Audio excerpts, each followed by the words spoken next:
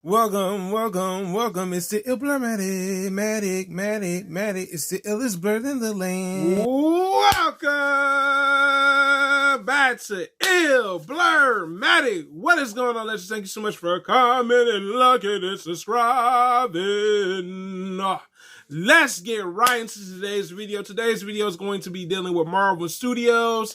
And visual effect artists are pretty much not going to stick around with Marvel much longer if they keep going with the direction they're going with. So let's talk about what's been going on with visual effect artists. So there's been an issue lingering at Marvel Studios for quite a while when it comes to visual effect artists at their studio. So the first thing I would like to talk about is when visual effect artists speak up against Marvel and how they treat them, they tend to get blackballed. Like, say, for instance, they go do an interview or magazine, you know what I'm saying, pretty much.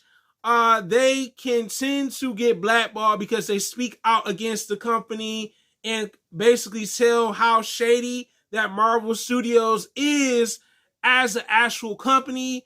I guess that is kind of wrong. It's like, man, y'all kind of limited them to go work with other companies that may be willing to do what they're supposed to do. Now, number two, being underpaid. That is a problem. I mean, come on, Marvel. Y'all making $1 million films, and also y'all doing extremely well with TV shows. Y'all mean to tell me that y'all can't pay these people? Like, these are the visual effect artists. This is what they get paid to do, and you're underpaying them? Like, I see why some of them end up leaving. Like, why? You know what I'm saying? Like, if I'm not getting paid my salary, would you want to stay? Be realistic about it. No, you're not going to want to stay. So that is a problem at Marvel. I think with them making the money that they're making off their films and also TV shows, y'all could at least pay the visual effect artists their actual salary.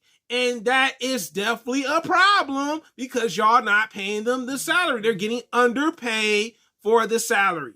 Now, the next thing is something I kind of been hearing about with the visual effect artists. Marvel has a way of bullying them. So say, for instance, a movie's coming out, right? So, example, a movie gets released, right? So the original release date is this day. So then they say, oh, we're going to bump it up a couple months. They pretty much bully the visual effect artists to get the job done. There's no excuses. There are no work days off. You gonna do what they say. So it's kind of like they're trying to like be the puppets. They're trying to control the visual effect artists, which is not right. The other problem that I see with this too, and I'm going to talk about it right now. Visual effect artists at Marvel, and it sounds harsh, very harsh. 18-hour work weeks and 80-hour work weeks. Woo! That's a lot. Okay? Like, y'all tell me no vacation. I don't get no vacation. I'm working 18-hour work weeks, 80-hour work weeks. Nah, man. They should be getting paid more. They should be getting a bonus at that or some type of increase. Because the thing is, it's like they are working with no breaks. No breaks. They're burnt out, exhausted, tired, probably even frustrated. And y'all mean to tell me y'all can't give no bonus out?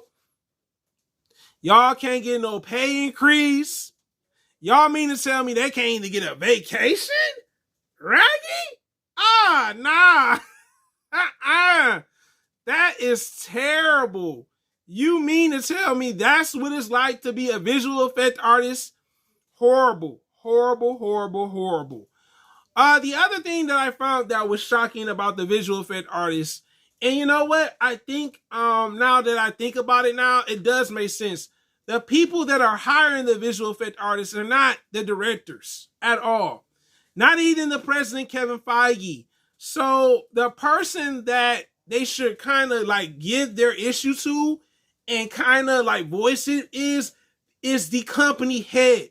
And that is the company head of Disney, because Disney owns Marvel. So I think with this being said, it's unfortunate, man. It's unfair. Like I said, they worked on some really, like, a lot of good movies, and to be treated fairly, bullied, not getting your actual pay salary, getting blackballed if you speak against them.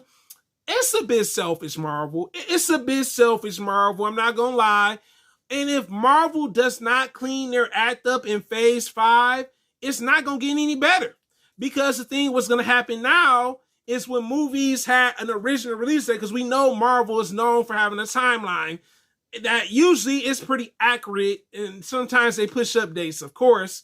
They're going to have a hard time finding employees to do the visual effects, because they're going to be working at DC, Sony, Universal Studios, you know what I'm saying, E1. And the thing is because they realize, like, well, these other studios, they're going to give us our actual pay. It won't be as stressful, 80-hour work weeks, 18-hour work weeks. And, you know, there's better opportunities. So Marvel probably needs to realize, like, yo, we need to do something different and maybe try to fix this issue, because if not, this is not going to help their movies or their TV shows at all. It's unfair, man. It's unfair. I'm, like I said, them not getting paid like they're supposed to. Like, that hurts, man. That hurts seeing, you know what I'm saying? Because they're making all this money. And you would think that Marvel would pay them the amount that they're worth, you know what I'm saying, with their salary. But you guys tell me in the comments, how do you feel about this? Will this problem continue to go on at Marvel, where they don't pay the visual effect artists to do the visuals for their movies? Also, my next question is, if this problem continues to go forward at Marvel, will this damage Marvel, meaning movies and TV show releases, whether it's TV shows for the Disney Plus app, Marvel, their movies at the theaters? You tell me in comments, guys. Your boy Ill Blur. Matter, guys, is a blur. Live it in the world, guys. Have a wonderful day, guys. And I'm out. Thank you for the support now. The support now.